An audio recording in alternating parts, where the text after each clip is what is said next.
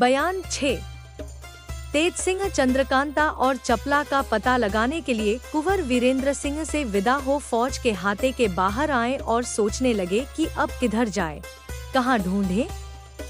दुश्मन की फौज में देखने की तो कोई जरूरत नहीं, क्योंकि वहाँ चंद्रकांता को कभी नहीं रखा होगा। इससे चुनारगढ़ ही चलना ठीक है। यह सोचकर चुनारगढ़ ही की तरफ रवाना हुए और दूसरे दिन सवेरे वहाँ पहुँचे। सूरत बदलकर इधर उधर घूमने लगे, जगह जगह पर अटकते और अपना मतलब निकालने की फिक्र करते थे, मगर कुछ फायदा न हुआ। कुमारी की खबर कुछ भी मालूम न हुई। रात को तेज सिंह सूरत बदल किले के अंदर घुस गए और इधर उधर ढूंढने लगे। घूमते घूमते मौका पाकर वे एक काले कपड़े से अपने बदन को ढाक कमन फेंक महल पर चढ़ गए।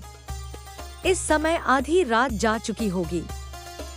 छत पर से तेज सिंह ने झांक कर देखा तो सन्नाटा मालूम पड़ा, मगर रोशनी खूब हो रही थी। तेज सिंह नीचे उतरे और एक दालान में खड़े होकर देखने लगे। सामने एक बड़ा कमरा था जो कि बहुत खूबसूरती के साथ बेशकीमती असबाबों और तस्वीरों से सजा हुआ था। रोशनी ज्यादा न थी, सिर्फ शमादान जल रहे थे। बीच में ऊंची मसंद पर एक औरत सो रही थी। चारों तरफ उसके कई औरतें भी फर्श पर पड़ी हुई थी। तेज सिंह आगे बढ़े और एक एक करके रोशनी बुझाने लगे, यहाँ तक कि सिर्फ उस कमरे में एक रोशनी रह गई और सब बुझ गई। अब तेज सिंह उस कमरे की तरफ बढ़े। दरवाजे पर खड़े होकर देखा तो पास से वह सूरत बखूबी दिखाई देने लगी जिसको दूर से देखा था। तमाम बदन शबनमी से ढका हुआ, मगर खूबसूरत चेहरा खुला था। करवट के सबब कुछ हिस्सा मुंह का नीचे के मखमली तकिए पर होने से छिपा हुआ था। गोरा रंग, गालों पर सुर्खी जिस पर एक लट खुल कर आ पड़ी थी जो बहुत ही भली मालूम होती थी।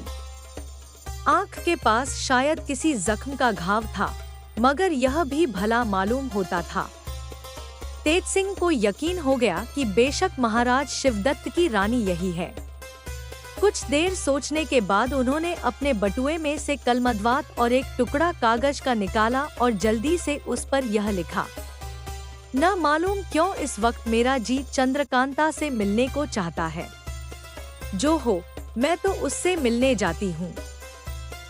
रास्ते और ठिकाने का पता मुझे लग चुका है। इसके बाद पलंग के पास जा बेहोशी का धतूरा रानी की नाक के पास ले गए, जो सांस लेती दफा उसके दिमाग पर चढ़ गया और वह एकदम से बेहोश हो गई। तेज सिंह ने नाक पर हाथ रख कर देखा, बेहोशी की सांस चल रही थी।